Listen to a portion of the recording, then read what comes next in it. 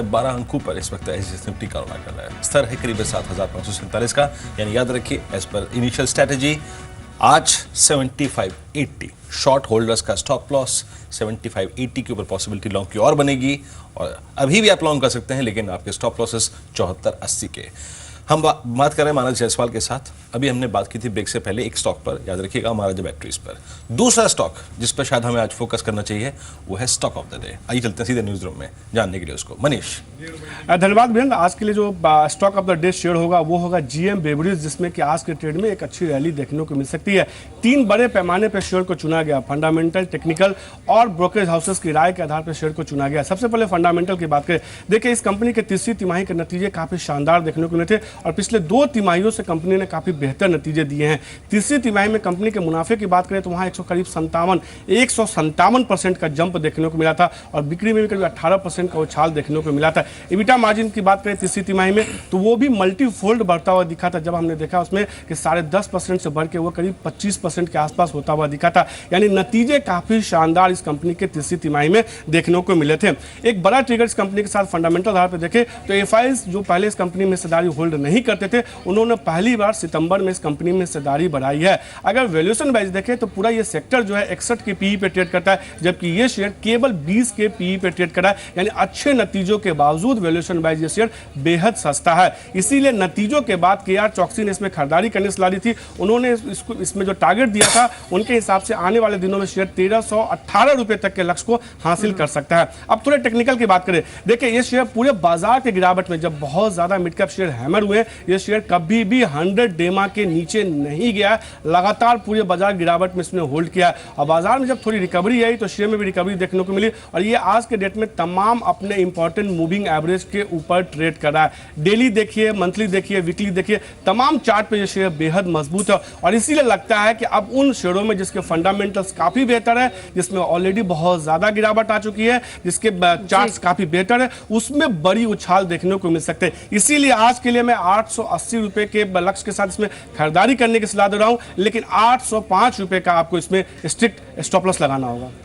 Thank you Manish. तो 805 रुपए के स्ट्रिक्ट स्टॉप लॉस के साथ जीएम ब्रेवरीज में खरीदारी की जा सकती है 880 के टारगेट्स के लिए। कोई भी पोजीशन आप बनाए अपने वित्तीय सलाहकार की राय जरूर लें, लेकिन फंडामेंटल्स और टेक्निकल्स, ब्रोकरेज हाउसेस की जो रिपोर्ट्स हैं स्टॉक पर, उसके आधार पर इसको चुना गया है। आज का stock of the day GM Breweries. Siddharth Sadani भी हमारे साथ मौजूद है, उनसे बातचीत करते हैं। Siddharth, good morning. में शुरुआत ऑटो स्टॉक से करूंगी, प्रिसाइसली 2 व्हीलर स्पेस से। बजाज ऑटो ने करीब 50 रुपए प्रति शेयर के अंतरिम डिविडेंड की घोषणा की है। हीरो मोटो कॉर्प की आज बैठक है जिसमें डिविडेंड अमाउंट की घोषणा आज होगी, तो लाइमलाइट में रहेगी ये पूरी पॉकेट। कल भी हमने अच्छे बाइंग इंटरेस्ट इमर्ज होते हुए देखे हैं, लेकिन अभी खरीदारी करनी हो तो कितना कंफर्ट ऑटो स्टॉक्स आपको दे रहे हैं, और 2 व्हीलर स्पेस से प्रिसाइसली कौन सा स्टॉक सबसे ज्यादा अट्रैक्टिव लग रहा है आपको? Good morning. देखिए, डेफिनेटली जिस हिसाब से बजट आया है और जिस हिसाब से एक थ्रस्ट रहा है रूरल साइड ऑफ इकोनॉमी को, 2 व्हीलर स्पेस अच्छा करने की उम्मीद है आने वाले समय में। ये देखते हुए बजाज ऑटो की अगर बात करें तो बजाज ऑटो के एक्सपोर्ट नंबर्स थोड़े ड्रैग हो रहे हैं, क्योंकि नाइजीरिया और दूसरे इत्यादि मार्केट्स में थोड़ा स्लो डाउन ज़रूर देखने मिल रहा है। बट हम मानते हैं कि आने वाले समय में अपना मार्जिन अगर मेंटेन रखते हैं 20 से 21% का, तब बेहतर स्टॉक रहेगा। बट अगर 2 व्हीलर स्पेस से देखा जाए तो हम एक ही स्टॉक पे बेट करना चाहेंगे, वो है हीरो मोटोकॉर्प, क्योंकि रूरल स्पेस में काफ़ी थ्रस्ट है। ओवरऑल अगर इनके जो कॉस्ट सेविंग प्रोग्राम्स है जैसे कि लीप प्रोग्राम, इनके कारण इनके मार्जिन एक्सपेंशन भी होने की संभावना है। साथ ही साथ इन्होंने स्कूटर सेगमेंट में कुछ 2 मॉडल लाए हैं, डुएट और मेस्ट्रो के, और एक मॉडल लाया जो बहुत वेल रिसीव्ड है कंज्यूमर द्वारा। तो ये सब देखते हुए हम मानते हैं कि overall hero MotoCorp with a target of 30 to 50 seems the best bet amongst the 2 wheeler pack. अब एक स्टॉक देखिए आप, ड्रेजिंग कॉर्पोरेशन। आपको याद होगा परसों शेयर बाजार लाइव में 9:13 पर मैंने आपको एक बात कही थी कि ये ड्रेजिंग कॉर्पोरेशन 322, आई थिंक यहाँ प्राइस में थोड़ी सी गलती, माफ़ कीजिएगा। मैं इस टॉपिक को थोड़ा सा स्किप करूँगा, मैं दूसरे टॉपिक पे आता हूँ। एक स्टॉक लेता हूँ। Let's take Deepak fertilisers. Manas, Deepak fertilisers पे आपकी राय क्या होगी? इस स्टॉक पे मैं परसों से बात कर रहा था। एक स्ट्रॉन्ग मूव दिया इसने, 150 की ट्रेजेक्ट्री को पार किया, उसके बाद 155 की ट्रेजेक्ट्री को पार किया, फिर 160 पे आ चुका है। लेकिन देखिए इतना चलने के बावजूद मानस, अभी जो फ्रेश ब्रेकआउट जोन है वो बहुत नज़दीक आगे खड़े हैं। मतलब कहने का मतलब अभी ब्रेकआउट उतना परफेक्ट नहीं आया है। फर्स्ट मूवर एडवांटेज लेने के लिए लोगों ने यहाँ पे एंट्री मार ली है। आपकी दीपक फर्टिलाइजर्स पर राय क्या होगी मानस? देखिए, पैटर्न को देख के इतना तो कहा जा सकता है कि शायद अगर हम ट्रेडिंग का पॉइंट ऑफ व्यू रखें तो 166 168 तक के टारगेट्स पॉसिबल हैं। तो अगर ट्रेडिंग का पर्सपेक्टिव है तो 155 का स्टॉप लॉस रख के एक लॉन्ग पोजीशन बना सकते हैं। देखिए, एक बड़ा ब्रेकआउट देखने को तब मिलेगा जब स्टॉक 168 के लेवल्स को ब्रेक करेगा। मैं समझता हूँ कि वो बहुत ही इंपॉर्टेंट ब्रेकआउट होगा, क्योंकि अगर 168 के लेवल्स ब्रेक होंगे तो वहाँ से कम 30 से 35 रुपए का अपमूव दीपक फर्टिलाइजर्स में देखने को मिल सकता है। तो स्ट्रैटेजी तो ये रहनी चाहिए कि अभी लॉन्ग करें, स्टॉप लॉस फिलहाल के लिए 154 रखें, बट अगर 168 के लेवल्स ब्रेक हो जाए तब अपना स्टॉप लॉस रिवाइज करके 160 करें और पूरी रैली को एंजॉय करें। Time to time stop losses revise करते रहें। इसके अलावा आईटी स्टॉक्स की बात करेंगे। इन्फोसिस पर नजर रखिए, आज ब्लॉक डील होगी इन्फोसिस में। पहले ही इन्फॉर्मेशन आ चुकी है कि जो शेयर होल्डर्स हैं वो करीब 7.5 मिलियन शेयर्स ऑफलोड करेंगे 1149 से 1178 के प्राइस के बीच में।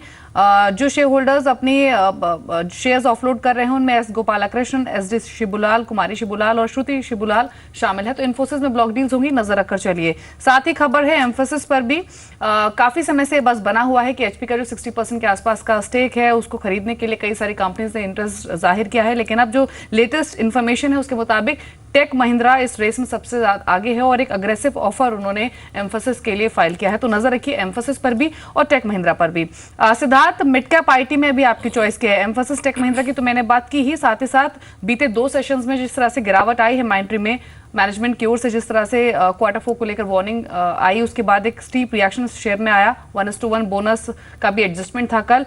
ज्यादातर एक्सपर्ट्स मानते हैं कि वैल्यूएशंस रिच हो गई थी, अभी क्योंकि करेक्ट हुआ है 2 सेशन में तो थोड़ा अट्रैक्टिव लग रहा है। तो अभी अप्रोच पूरे मिड कैप आईटी पर आपकी क्या है? माइंट्री में कोई बाइंग अपॉर्चुनिटी आप देख रहे हैं? टेक महिंद्रा आपको पसंद है या फिर कौन सा शेयर इस पर आप खरीदने की राय देंगे?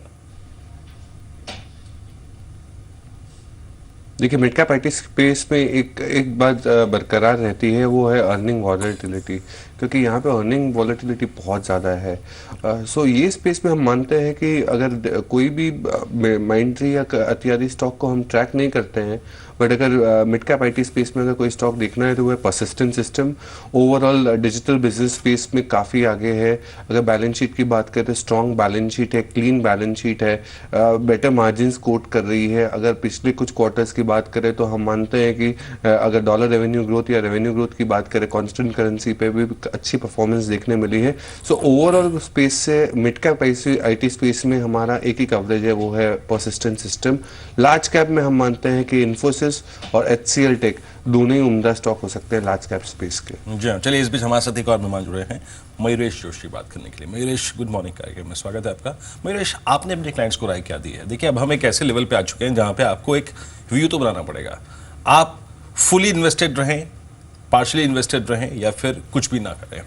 7500 पे आप खड़े हैं, एफआईज की जोरदार खरीदारी, डीआईज पार्टिसिपेट बिल्कुल नहीं कर रहे हैं, क्रेडिट पॉलिसी बेहद नज़दीक है। ऐसे में आप क्या कर रहे हैं? आप लोगों की थीम क्या है बाजार में इस वक्त? इन्वेस्टमेंट कहाँ करें, किसको अवॉइड करें?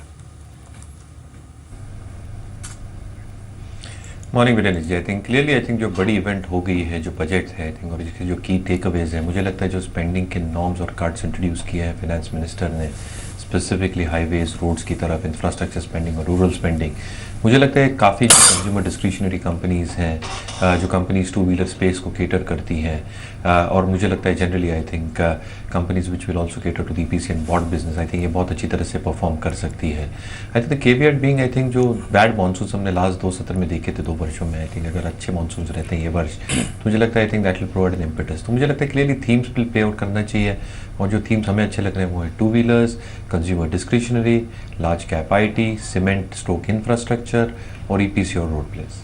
कुछ स्पेसिफिक स्टॉक्स भी आप मेंशन करना चाहेंगे मयूरेश, जिन भी पॉकेट्स का भी आपने जिक्र किया उनमें से? बिल्कुल दीपाली जी, आई थिंक मुझे लगता है I think top tier IT में अभी भी मुझे लगता है इन्फोसिस, एचसीएल टेक के बहुत अच्छे विकल्प हो सकते हैं अगले 2 वर्षों के टाइम होराइजन से। जहाँ तक कांस्टेंट करेंसी का टर्म्स का ग्रोथ है, मुझे लगता है काफ़ी बढ़िया हो सकती है, utilisation levels can go up, और आई थिंक जो टेलविंड्स हैं प्रॉब्ली आई थिंक जो हम देख रहे हैं both in terms of pickup in client mining activities, वो ऑफसेट करेंगे probably headwinds in terms of what we seen with currency, but मुझे लगता है I think that growth can be good. Cement infrastructure में मुझे लगता है अल्ट्राटेक सीमेंट, ओरिएंट सीमेंट, ये बहुत अच्छे विकल्प हो सकते हैं। Expected cement growth both in volume terms as well as demand recovery बहुत अच्छी हो सकती है, रियलाइजेशन स्टेबल हो सकते हैं। Within EPC and road players मुझे लगता है I think companies like Sadbhav engineering, KNR construction, PNC Infratech, जिसकी बैलेंस शीट काफ़ी स्ट्रॉन्ग है, मुझे लगता है जो ऑर्डर विन्स हैं ये काफ़ी सब्सटैंशियल हो सकते हैं, वर्किंग कैपिटल साइकिल काफ़ी अच्छा है और जो वैल्यूएशन से काफ़ी अट्रैक्टिव है। तो मुझे लगता है आई थिंक ये थीम्स अगर लॉन्ग टर्म इन्वेस्टर्स देखते हैं तो मुझे लगता है अच्छे रिटर्न्स मिल सकते हैं अगले 1.5 से 2 सालों में।